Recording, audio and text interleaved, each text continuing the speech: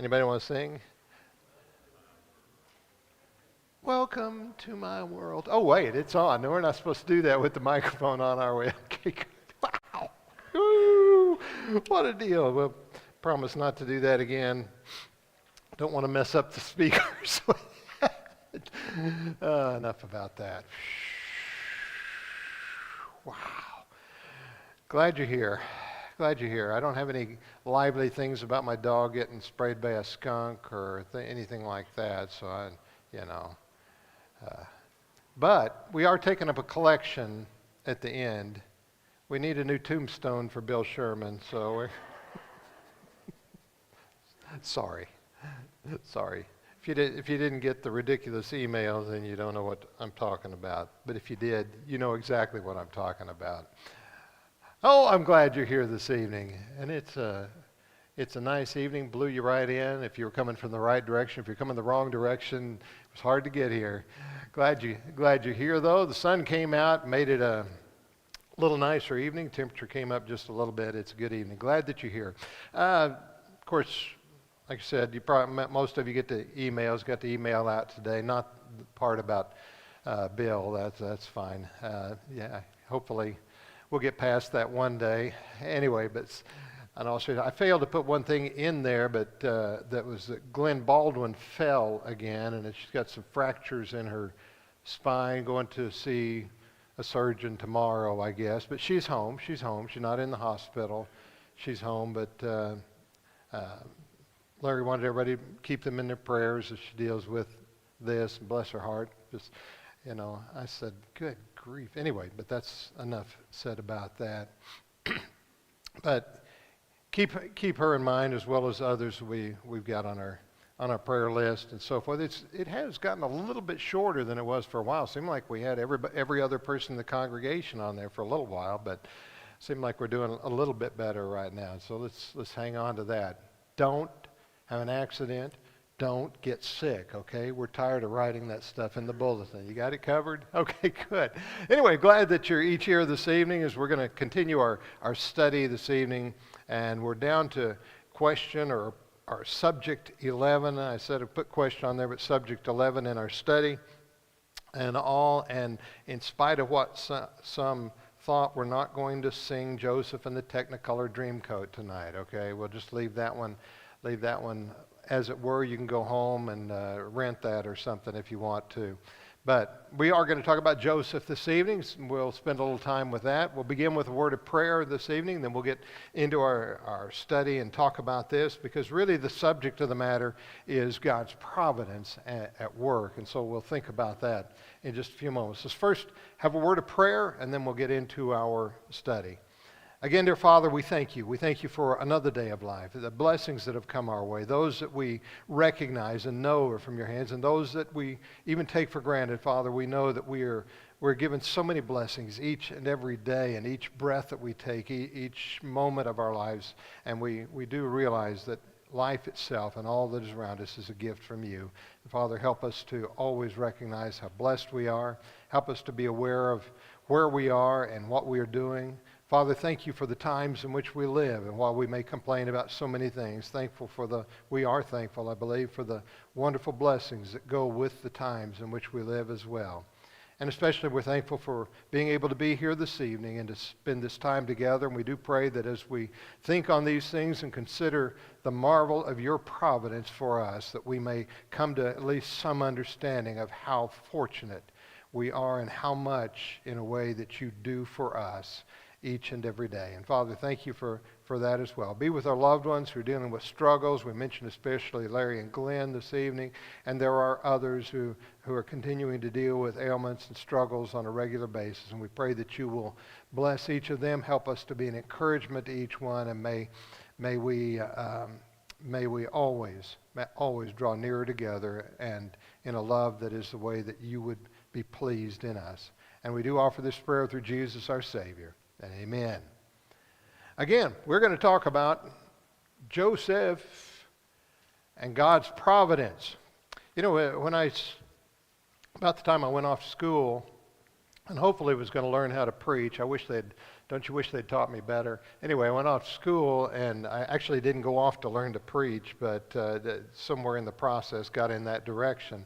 But my father gave me a book of sermons, and some of the sermons in there, it's by an old-time preacher. It doesn't really matter, but if you know the name J.W. McGarvey or not, but J.W. McGarvey, and the book of sermons is just McGarvey's sermons, and there are, I think, 2 or 3 in there on providence, and one of them is on Joseph. I didn't draw from that this evening, but I love that little book of sermons. I've still got it in there.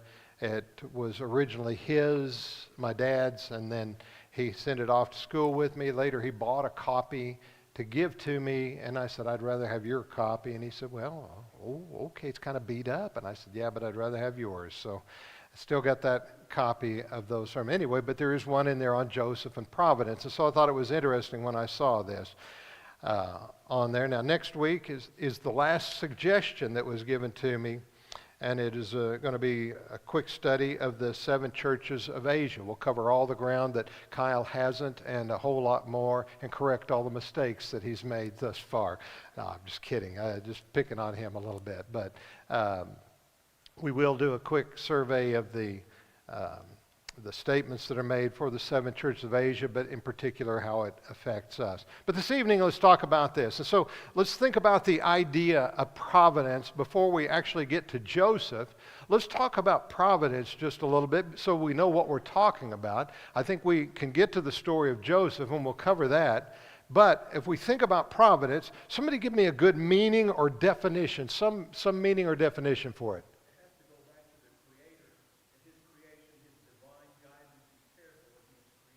Okay, God's divine guidance and care for what he has created, going back to the very beginning in his creation. Pretty good, very good. Any other thoughts to add to that? Very good.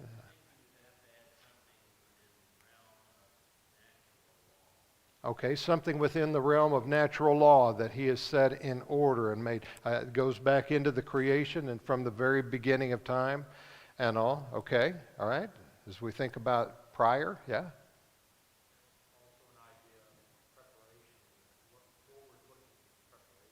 Okay, forward-looking preparation for even what is yet to be and what's coming down the road. Very good, very good. Okay, any other thoughts in that you want to? Yeah, Marty, go ahead.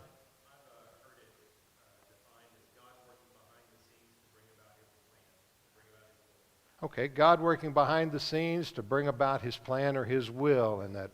Very good thought. Very good thought. If you go to the dictionary, it'll say divine guidance or care. It is to provide or to benefit.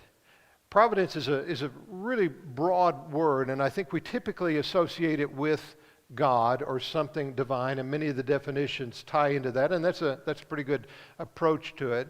But providence can go even further than just to God. Have you ever thought about providence and not talking about God? Does providence enter our lives in other ways as well? Did your mother ever put a meal on the table for you? Providence. Did you have a parent or somebody that went to work and provided a home, a place to sleep, clothes to wear? Providence. We apply providence to many things. Yes, I think we typically think about divine providence and we think about God in that regard, and that's what we're dealing with here with Joseph in particular. When we talk about providence, we lean upon God. But providence is a very large word in that regard. And all I was thinking about an occasion many years ago when I was in high school, and we would be sent out to run. The coach would just go run for an hour. Well, I got out running and I got a little far from school, and I knew they locked the doors at a certain time, and I thought there's no way I'm going to get back in time for that. So here I am sweating all over in my running clothes, and I'm 17 years old, and I thought, man, I'm never going to get back in time. And so I just stuck my thumb out. Okay? Anybody else ever stick their thumb out and get a ride? 1, 2, okay. 3, okay, all right. It was not uncommon many years ago, but I think we're much more hesitant about it in modern days. But I did, and this guy picked me up in a small sports car. And I said, I've got to go get back to Central High School before they lock the doors so I can shower and change and everything. And I got too far. So he says, okay, I'm going kind of that way. I'll drop you off at school. I got in his car, and it's just a little bit cool outside, and you get a hot, sweaty body in a small sports car, and it's a little bit cool outside. Pretty soon the guy's driving down the road doing this on his windshield the whole way and everything. And I said, man, I'm sorry. And he says, no, it's kind of fun anyway, but I appreciate that. But I thought, he provided me with a ride that I needed on that occasion. Haven't we all not been in those particular shoes, but been in shoes where we needed somebody to help us, provide something for us, and we did. I think we can recognize that. We may come back to that a little bit more, but that typically we think of that divine aspect of it. If we think about God's providence, give me some specific examples of God's providence for us today. Specific examples. Okay, the rain, did you say? Oh, Elijah and the rain. Yes, that's a great story. Prayer and the rain and so forth. Okay. Nobody knows anything else? Moses, okay. In what sense with Moses would you say? Okay. Okay. Very good. I think we could do a lot of things in his life, but yeah, the providence that his parents hid him, put him in the basket, he floated, pulled out of there and preserved and so forth in that. Okay. Can you think of some things that are maybe just fairly simple and obvious that we don't often think about being providence?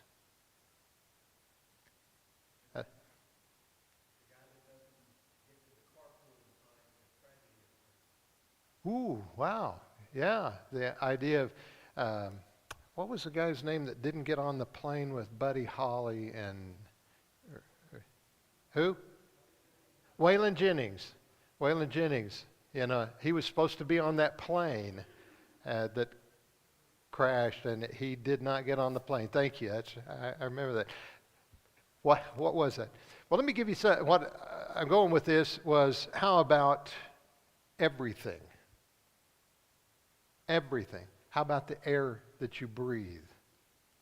How about the sun that shines? How about the changing of the seasons? How about, you can just go down the list of and never find an end to it, but isn't that every bit of it God's problem? Because you said it in the beginning, everything from the beginning of God's creation of this world is his providence, and really pointed towards us, and you emphasized that, Blue, a while ago. If you want some scripture references, in the beginning God created the heavens and the earth. What does it say throughout that, and especially as we come to the end of his creation, and God looked at it and it was good? It was very good. How about John 3:16? What does it say about providence? God so loved the world that he gave his only begotten, he provided his only begotten Son as an atoning sacrifice for us. If you had to pick out one chapter in the scriptures that says this is about providence, is there one particular that comes to mind?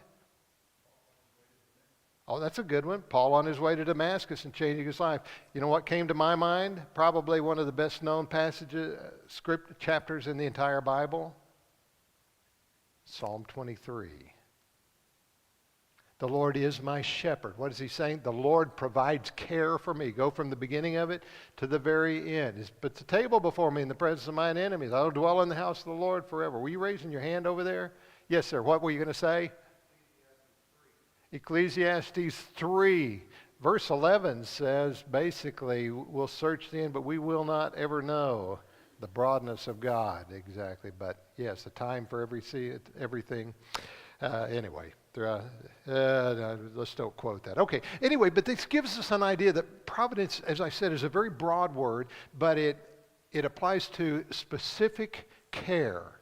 Specific care. God has done this, provides for us whatever it is, from the big things to the little things, from the miraculous things to the things that we take for granted. And I don't know whether you really whether it's fair to divide something and say one's miraculous, one's not, because the creation of the world, what bigger miracle is there than that, So, But you kind of understand what I'm saying, those things that are beyond the natural course in that regard. So let's look at the character that's involved in this, because it's pointed out, Joseph and God's providence. Who in the world is this Joseph? Well, if we look at it, we've got a guy that's got 10 sons, and he has another one. And that boy is named, well, no, Joseph, and then Benjamin's number 12. Okay, but we've got 10 of them, so we get one more. We get Joseph, and he is the 11th son of Jacob, and specifically he is the son of the favored wife, Rachel. She hadn't been able to have any. You go there to Genesis 30, you can see the picture of that, and Joseph is born, and he's given that name, very special in that regard. And he was the son that his dad never really wanted. No. In fact, he becomes, as you know, and many of you have read this story many, many times, the one who gets the most attention from his father. Seemed like fairly early on. We don't know about the earliest part of his life, but he is highly favored by his father, and he is esteemed highly by his brothers. No, not that way. Okay, yes, no. He is, as it says here, he is detested by his brothers. Envied might be the better word, and that's used in some of the translations. He's highly envied by his brothers, but in that sense, detested by his brothers because his father shows him favoritism. How do we know his father, how did his father show favoritism toward him? Okay, one thing was, it mentions that coat and all. And translations are a little bit difficult. When I was a little boy, we were taught it was a coat of many colors. Joseph and his Technicolor dream coat. Anyway, it was a coat of many colors. That's probably not the best translation. But you can kind of imagine it is more of a full coat than they would have. In fact, some translations say a coat with sleeves, which was a little bit unusual because it took a lot more tailoring and so forth. What I get the idea is this was a coat that was specially made for him, tailored with sleeves and fitted to him. And the idea of the multicolors may have been because of the skins that were used in making it, may have given it that appearance of that multicolor. It wasn't too many years ago you'd see those coats that had different colors of leather or fur or something mixed in them. Maybe they're still, I don't know. And I always thought about Joseph and his multicolored, anyway. So, but showed favor towards him. Was there any other way that we notice that Jacob gave special favor to Joseph?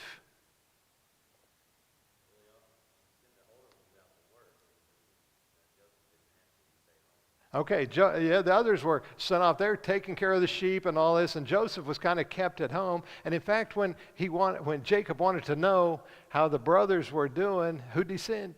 Joseph. And Joseph would come back with a glowing, no, they're not doing what they need to do. Never send a baby brother out to see what the older brothers are doing. That's just bad news. Anyway, but there was a real developed animosity that was there.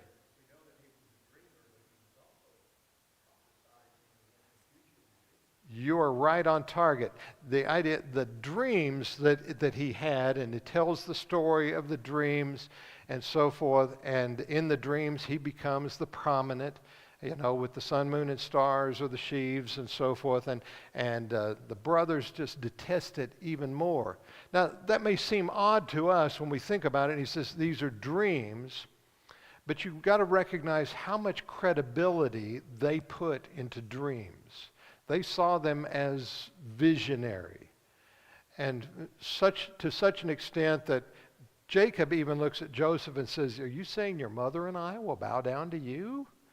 But of course, things like this didn't go over well with his brothers. But you're pointing out, and you're exactly right, that these dreams are the first signs that we have that Joseph is being specially used by God. And we don't really recognize that till we get a little further into the story. Because I think when you read that, you begin to look at it and think, well, why in the world would he tell these things? Does Joseph ever come across as the most naive guy you ever saw?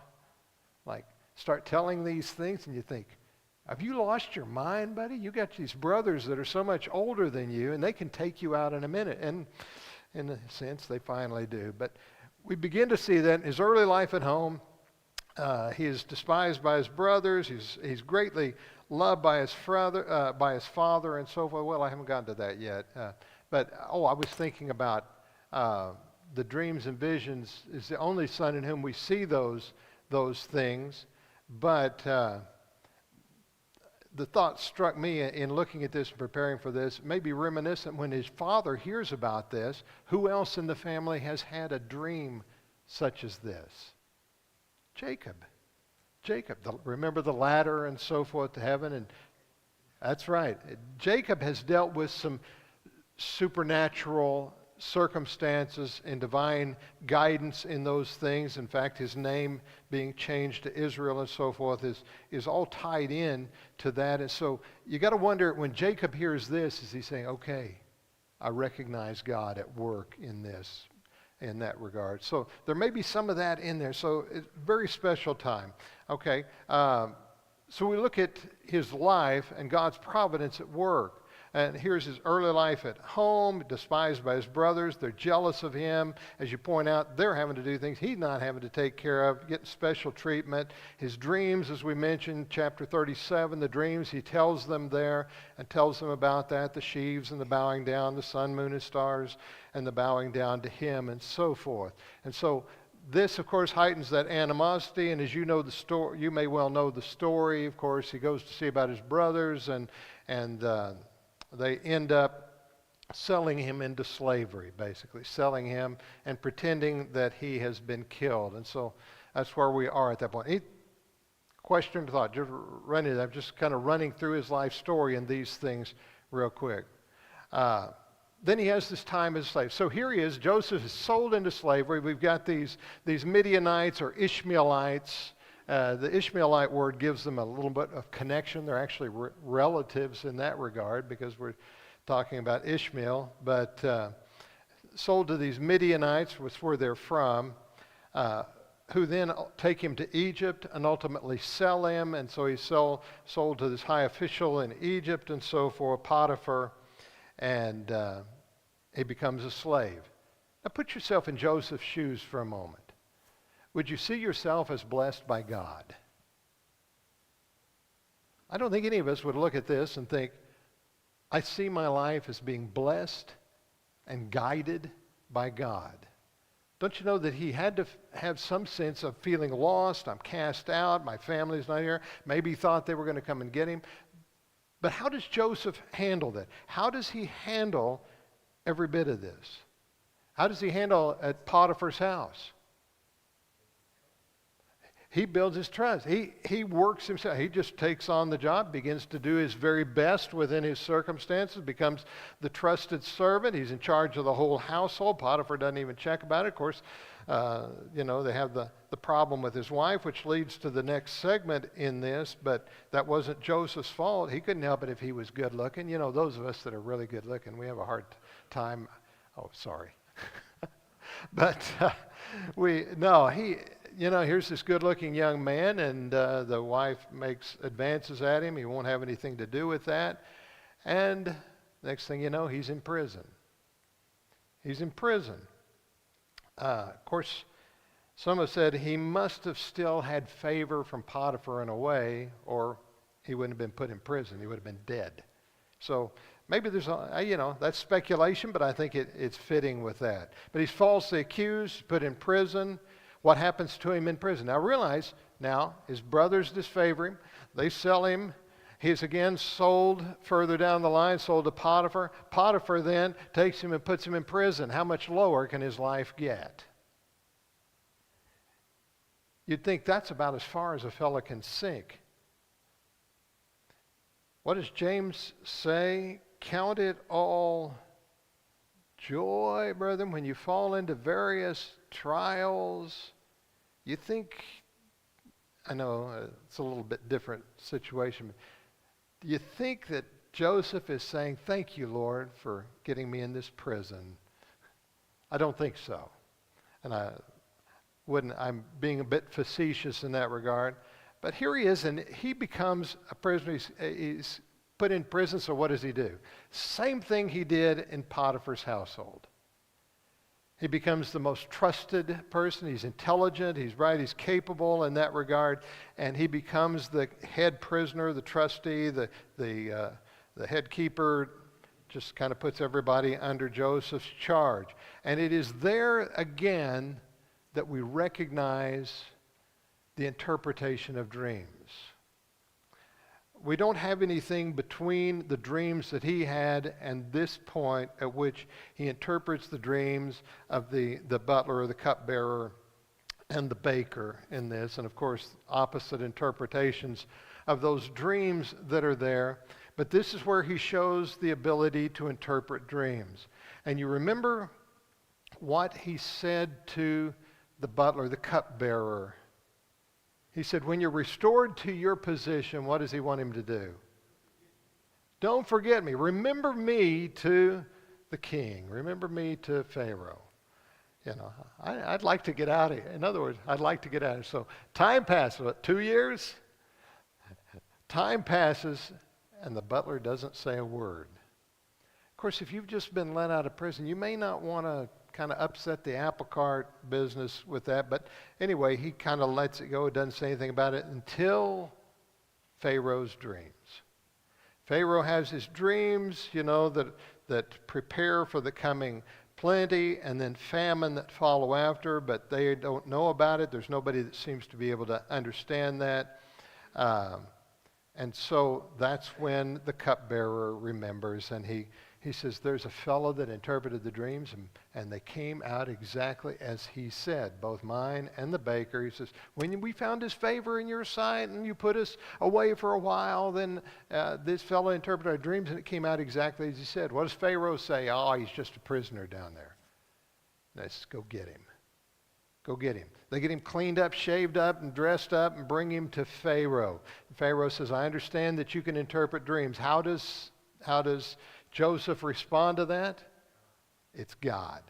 He noted that it's God's doing in the interpreting. He stands before Pharaoh. Now, I want you to recognize something. How many gods do the Egyptians have?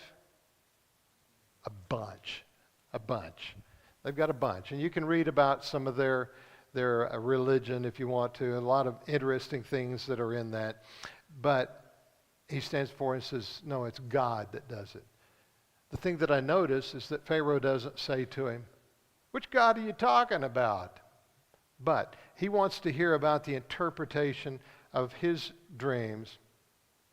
And so Joseph responds, here's the situation. We got the times of plenty, then we're going to have the times of famine. But that's not the end of what he says. Can you imagine? You've been a prisoner. You've been sold, a slave, put in prison, accused of making advances at your master's wife. You've been in prison, and you're going to tell the Pharaoh how to run the country. Now, that's an interesting set of circumstances. So Joseph says to Pharaoh, let me tell you what ought to happen now. But he probably feeling a sense of opportunity because of the interpreting of the dreams, and Pharaoh's listening to him. He offers that insight toward handling the situation. He said, what you need to do is appoint somebody that's going to gather while things are plentiful, and you'll be prepared for when things are not plentiful, when the famine comes, and that way people will have, and you won't starve to death in that time, and you need somebody to do that. And can you imagine now how Pharaoh's going to respond to that? Why, I've got several people on my staff, and that's a good idea. I'll make sure that I've got that taken care of. How does Pharaoh respond? There's nobody else like this guy.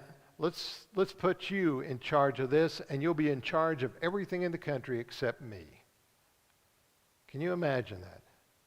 Think of where Joseph has been, what's happened to him, and the downward trek of his life from being his father's favored son to being in prison and forgotten by the people that you've helped.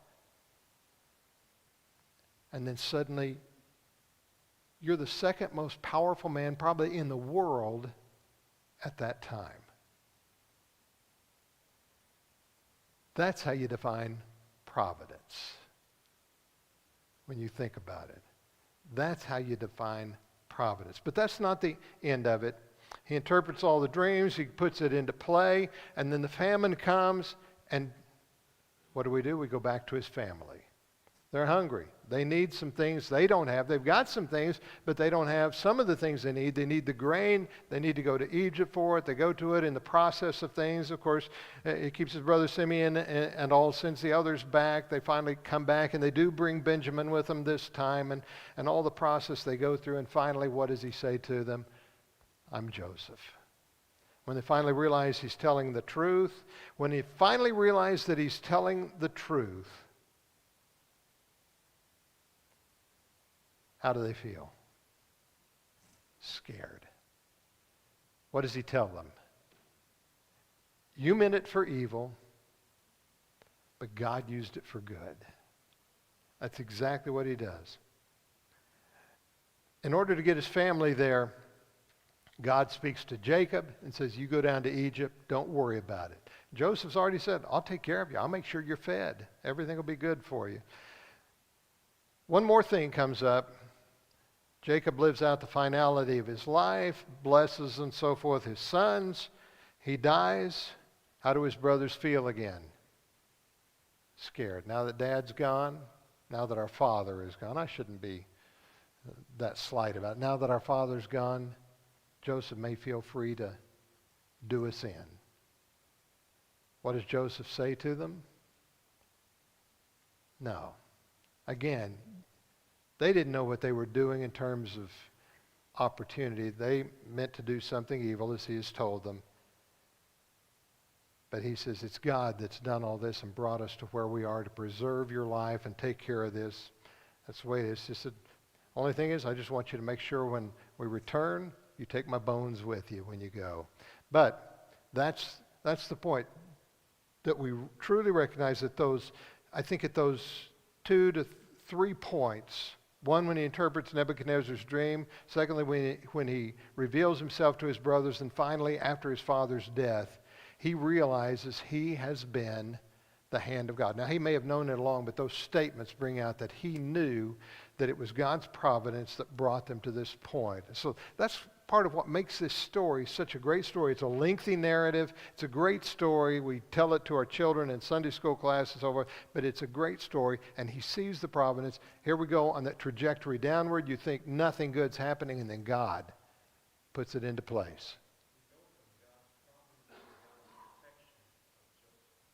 Okay, from God's providence to God's protection of Joseph. That's a good way to look at it. God's hand has been in this throughout and how he works this. But isn't it interesting, and you've probably often heard the phrase, God moves in a mysterious way his wonders to perform.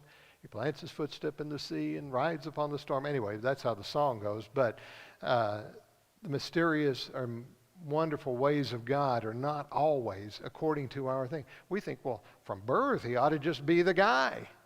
Isn't that God's providence? But no, he takes Joseph, puts him way down here, and then when he needs the opportunity, puts him where he is.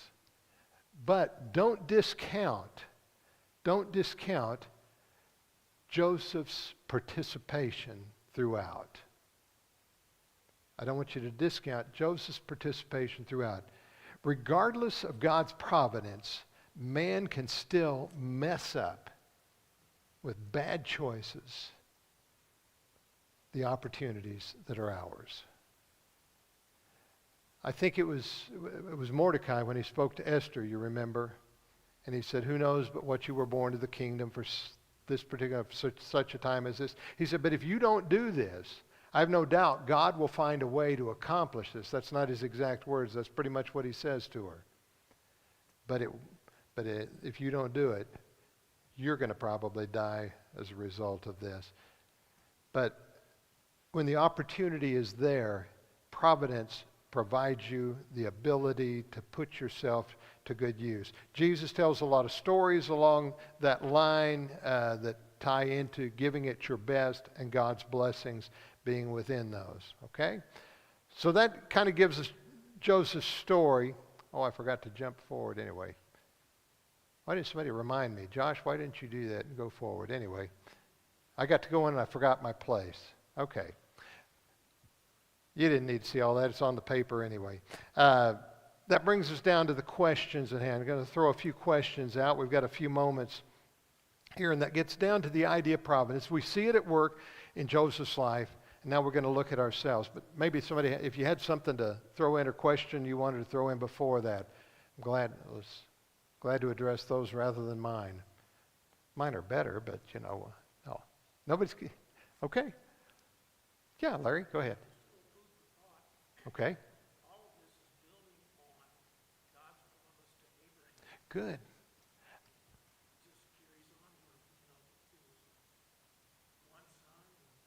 Okay. Okay. Very good point. All of this build, as he's saying, he may not could hear him. All of this builds we can go back to God's call of Abraham, the promises that are made to Abraham and the son and the people of great, like the sands of the seashore, like the stars of the sky, as God tells him. But we got the one son here, and then we've got Jacob, the one son, and then finally we got the 12, and then it just multiplies. And it's interesting that when Jacob comes to Egypt, anybody remember how many of them there were when they all came to Egypt? 70, that's right. How many of them were there when they leave Egypt? How long from there, How many? 2.1. Did you count them or something? 2.1 million. I think that's general estimates are in that category of a little over 2 million people. Now, I know a lot of time passes, but still, it's interesting. And we see the hand of God and the promise, as you said, this all ties into the promises and things through Abraham. Very good point. And so the providence of God has been at work, not just with Joseph, but all the way down the line. Very good. Okay, question. What motivated Joseph to be so devoted to a dependence on God and his providence? What brought Joseph to be the way that he was? Do what? I think that's probably a good assumption. He had the example and the teaching of his father in particular, and Jacob was, or Israel was, that man of God, and of course you recognize we're not that far removed. We're not that far removed from Abraham at this point. So that's all in play here. So the example, the teaching, the instruction, the upbringing in his home, his family, and his father in that regard. Prior to his statement about God to Pharaoh, though, we don't really have great mention of God in all of this. But I think we see it underlying in this throughout. Good point. Anything else you want to say about it?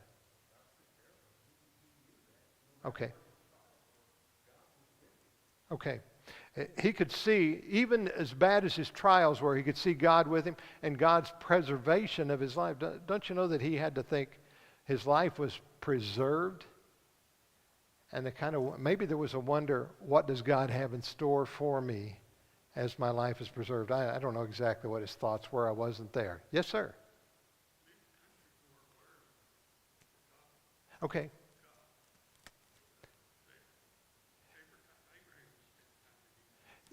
You're right. Most of the countries in that part of the world and everything, they were aware of the so-called Hebrew God. I don't really call them Hebrews yet really much, but Abraham and his descendants and their God. And there were others that still worshiped God, so they were aware of God. Even the Egyptians, as you said, Abraham spent time there and all. There was a knowledge of God in many of the countries, even many of the idolatrous countries. Yes.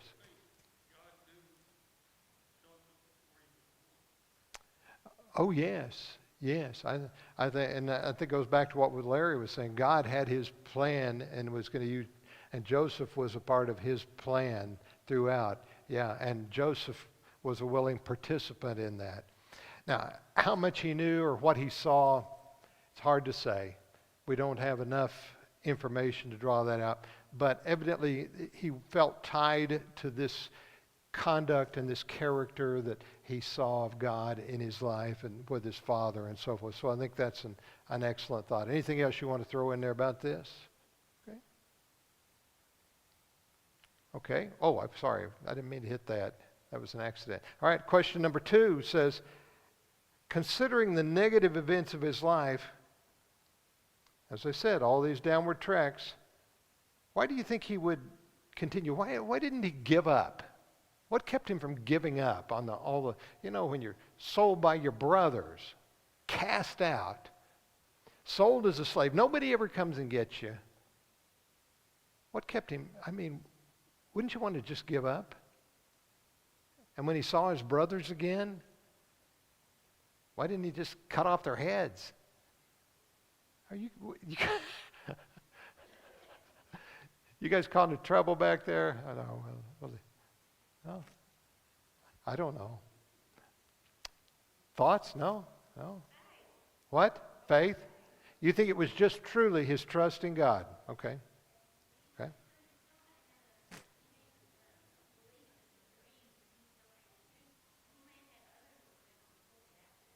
Okay, good point. He had those dreams. They believed in those dreams. They believed they were basically visions from God, which his were, those visions from God, and he could not give those up. And there may have been others that we don't have record. We don't know if there were any others, but we don't. There could have been others reminding. Did God speak to him at any time other than this? We don't have record of it, but we can't deny that it's a possibility. Very good thought. Yes, sir, Rob.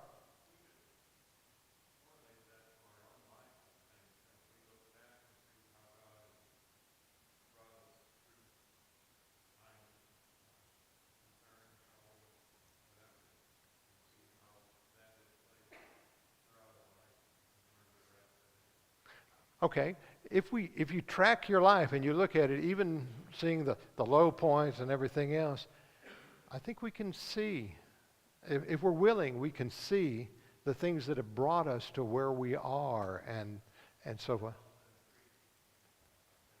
And it does. I think absolutely it does, and will increase our faith along the way. Well, that ties into really the third question here, and I guess I need to, if I'm going to get near the end of this, need to move on. How do we then differentiate between just general circumstances or our personal choices and the ramifications of that, and being God's hand, divine providence? How do we differentiate? Say, oh, that's just circumstance, or that's God's providence, or that I did that myself, I pulled myself up by my bootstraps, or I accomplished this. How do we make that differentiation? That's a good question. She says, why do we need to?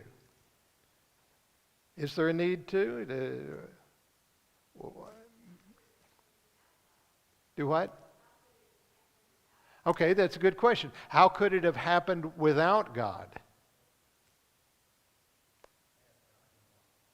Well, of course, my point in this, and even asking the question, was this, and I appreciate what you're saying, because I think my point in this is, can you separate those things? No, we went back to, you talked about God created laws. I think the universe is run by laws, when you call it that way, it has its order, has its system that God established, the earth still just in its orbit goes around the sun 365 and a quarter days a year after year after year. There is an order, there is a system that is governing everything that is about us every day. And so we recognize that's there, and we operate within those things. Is there latitude within there? Probably. Yeah, a lot of latitude within there. And choices we make, variation and so forth. I wouldn't want us to think that we are just simply puppets in the providential hand of God. I wouldn't want us to think that way. But in every choice and every circumstance we make, I believe there is always an opportunity for God's providence to be worked. Does that make a certain amount of sense? I'm not sure I said that right. Yeah.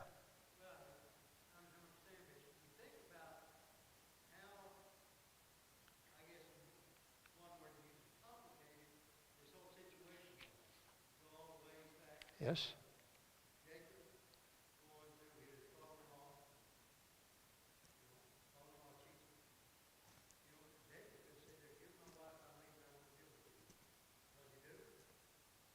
Okay.